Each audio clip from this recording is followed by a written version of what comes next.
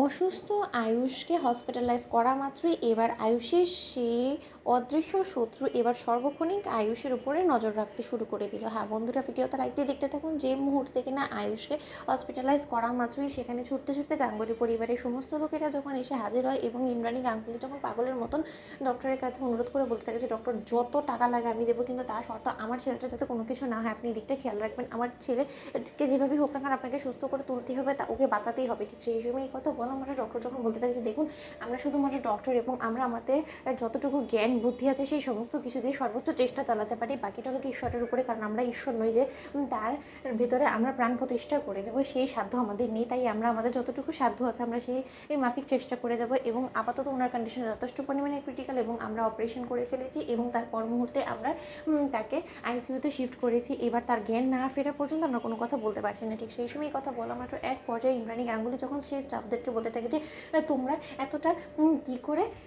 খামখেয়ালি দেখাতে পারো বলো তো, আয়ুষ স্যারের এত বড় একটা অ্যাক্সিডেন্ট হলো কী করে বলো তো, তোমরা একটু সাবধান হতে পারলে না, পেছন থেকে যে একটা গাড়ি এসে মেরে দিয়ে চলে গেলো অথচ তোমরা কেউ দেখতে পেলে না, তোমাদের কারো নজরে পড়লো না, সেটা কী করে হতে পারে? আমি এটা একটা সুষ্ঠু ইনভেস্টিগেশন চাই এবং সুষ্ঠু বিচার চাই। ইন্সপেক্টর কোথায়? ঠিক সেই সময় সেখানে ইন্সপেক্টর চলে আসে। মাত্র ইন্সপেক্টরকে যখন কিনা ইন্দ্রাণী গাঙ্গুলি বলতে থাকে যে ইন্সপেক্টর আমি এটা সুষ্ঠু তদন্ত চাই, যে বা যারা যে গাড়ি হোক না কেন আমার আয়ুষকে পিষে দিয়ে গিয়েছে তাদের সমস্ত ডিটেল আমার চাই এবং সেটা যত শীঘ্রই সম্ভব। ঠিক সেই সময় কথা বলা মাত্র সেখানকার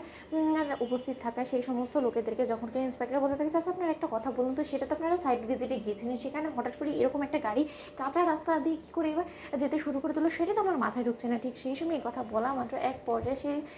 স্টাফরাও যখন বলতে থাকে যে এটা তো আমাদের মাথায় ঢুকছে না, কারণ সেখানে সেরকম কোনো গাড়ি যাওয়ার কোনো কন্ডিশনে নেই, কিন্তু তার সত্ত্বেও হুট করে কোথা থেকে যে চলে এলো এবং আয়ুষ স্যারও পেছন ঘুরে কথা বলছিল এবং সে সামনে ঘোরা মাত্রই যেরকম করে তাকে পিছিয়ে দিয়ে যাবে, আমাদের তো কেন জানি না স্যার মনে হচ্ছিলো যে ইচ্ছাকৃতভাবে হয়তো সেই গাড়িটা তার দিকে